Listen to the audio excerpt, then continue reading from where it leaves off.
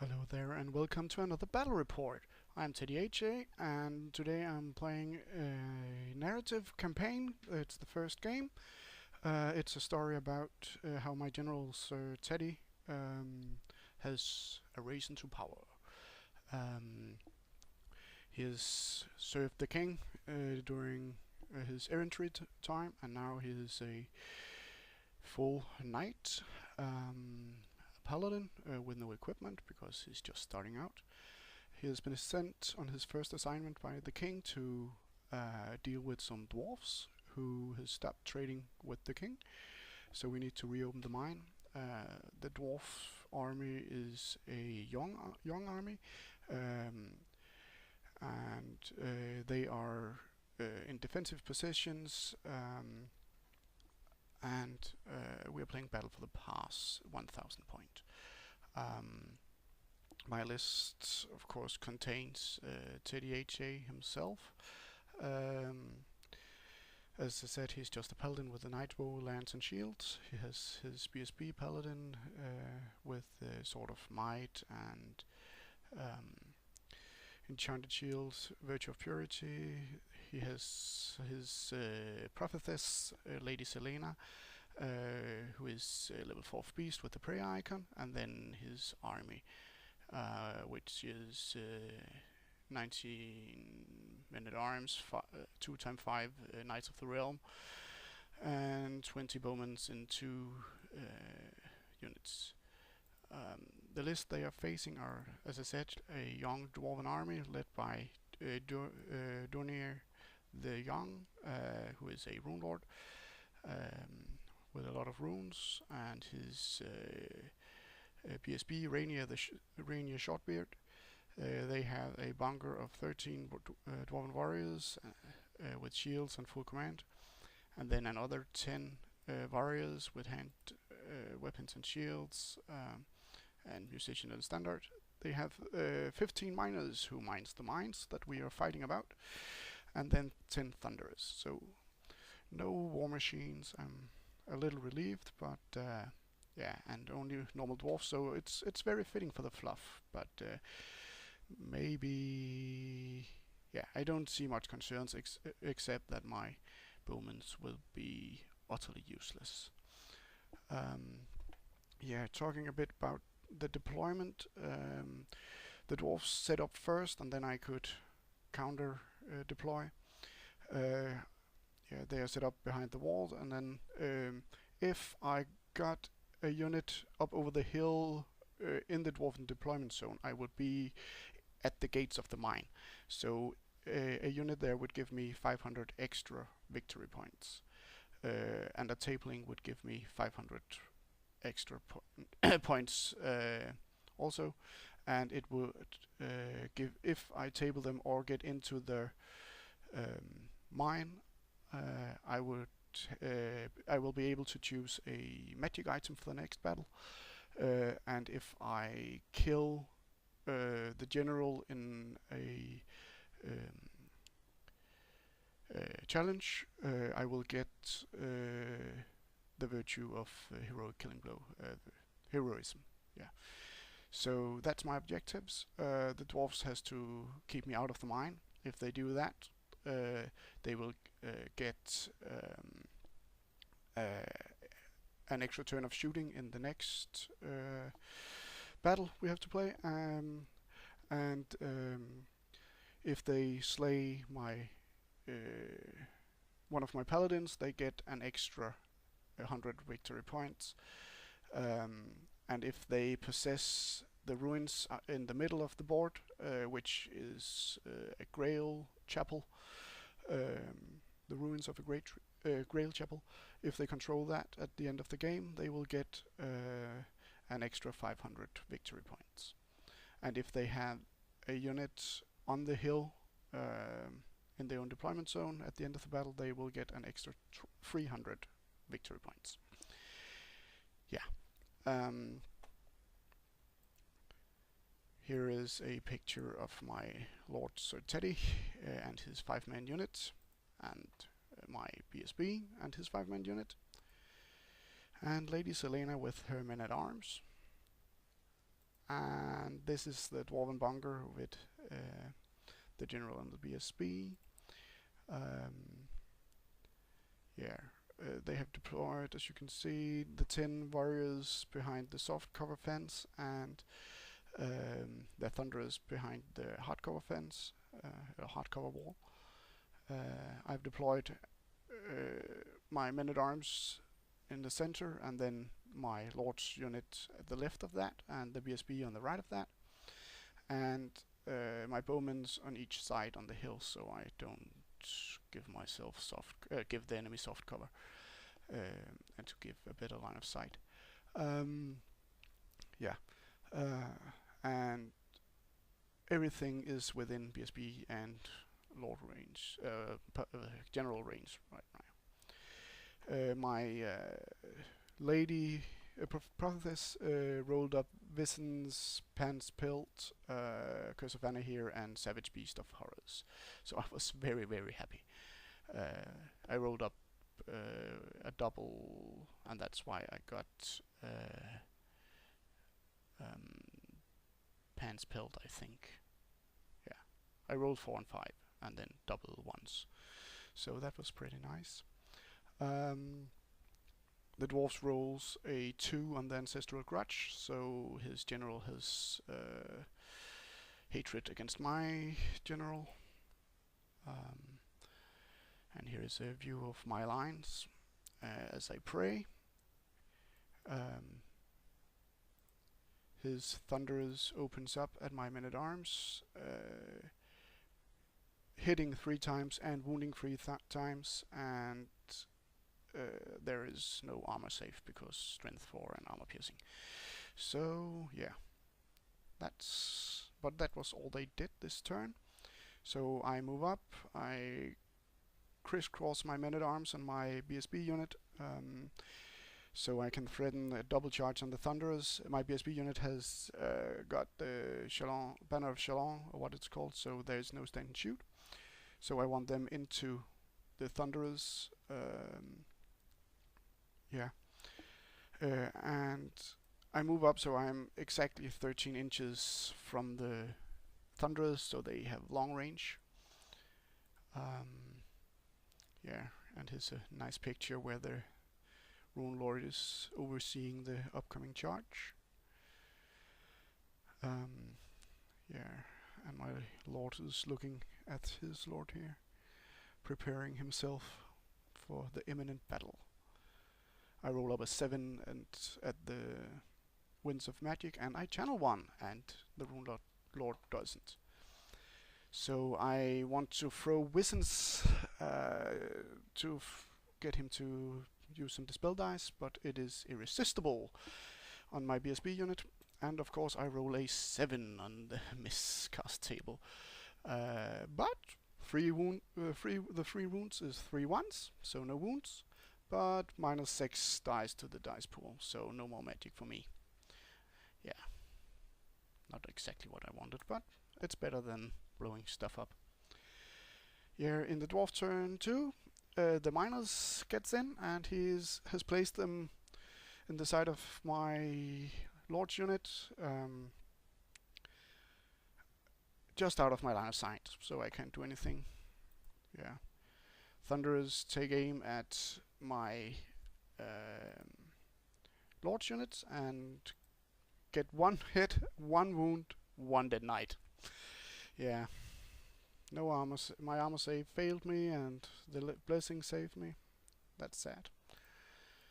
Yeah, but in my turn, I crisscross my knight units in charges. So my Lord makes a charge needing a 10 into the warriors. He got a 12 and a 1, but the 1 is discussed. Yeah, and my BSB unit gets into the Thunderers, and they have no stand and shoot because of my magic banner. So yeah, and then I move my men-at-arms across the table, so I can, when the miners get the rear charge on my knights, I can counter charge and perhaps throw some magic. I'm within 12 inches of both units, so hooray for Savage. Yeah, I get in with both charges, as I said. I roll up 9 for Wind of Magic, and I throw Curse of Anahir at the miners. I thought that would be nice, but he irresistibly dispels it. Then I think, ooh, now I can get my 5 dice on Savage. I throw my dice, not getting irresistible, but a high throw, so I'm very happy. And he has a Spell Eater rune. No, Dispel rune. Yeah. So, yeah, it didn't get off anyway.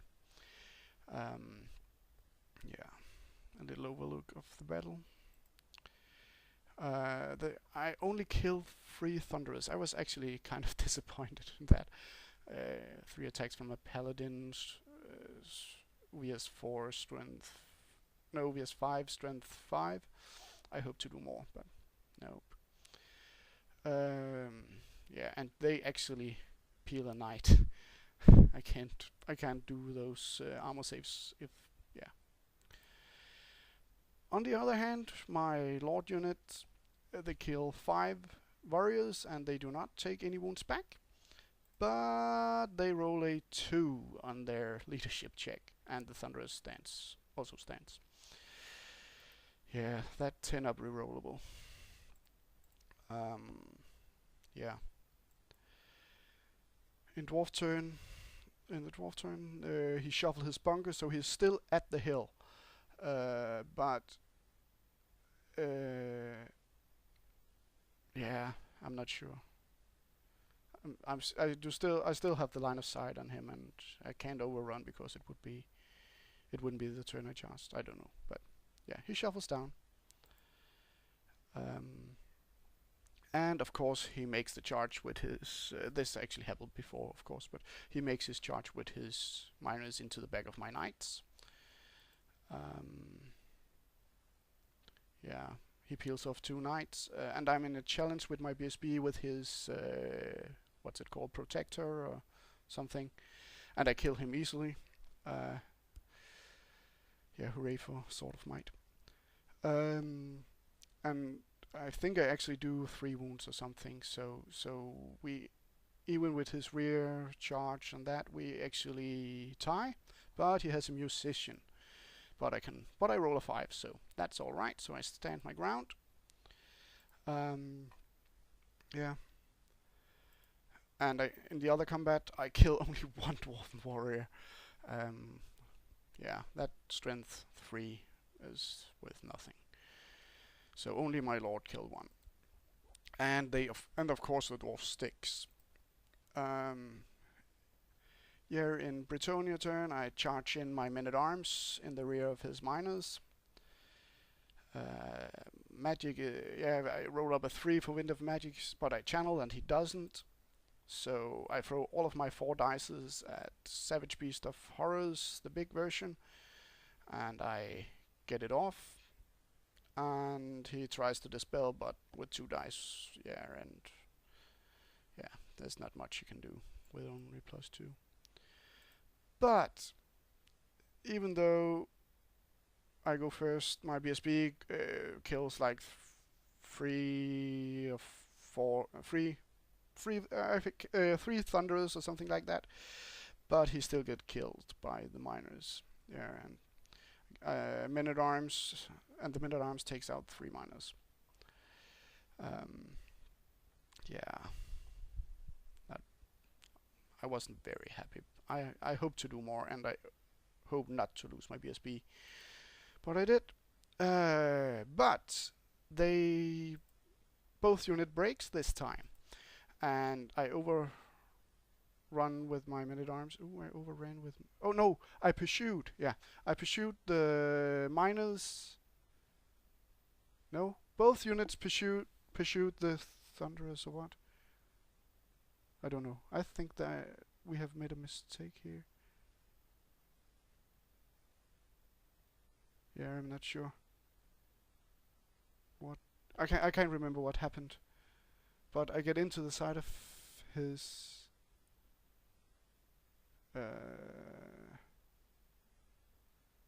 bunker.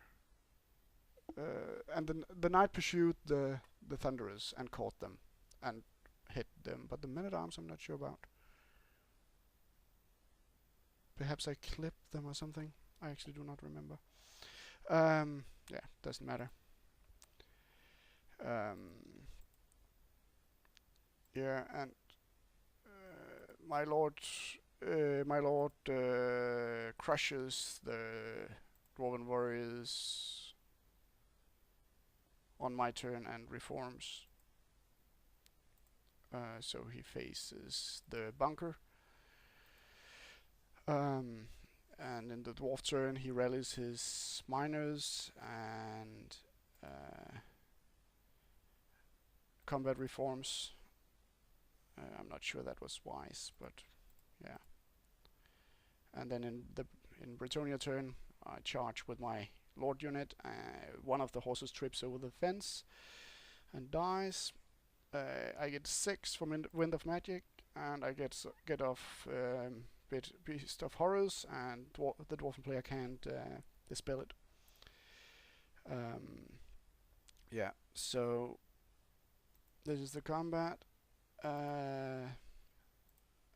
Before the attacks are made, and after, you can see the dwarves are very hurting very much, and the Rune Lord. My lord ended up in a challenge with the Rune Lord, and I just with Savage Beast of Horrors up, I just annihilated him. Yeah. But they stick because of the 10 rerollable per the Thane. Yeah, in dwarf turn he countercharges with his miners and kill my last knight. And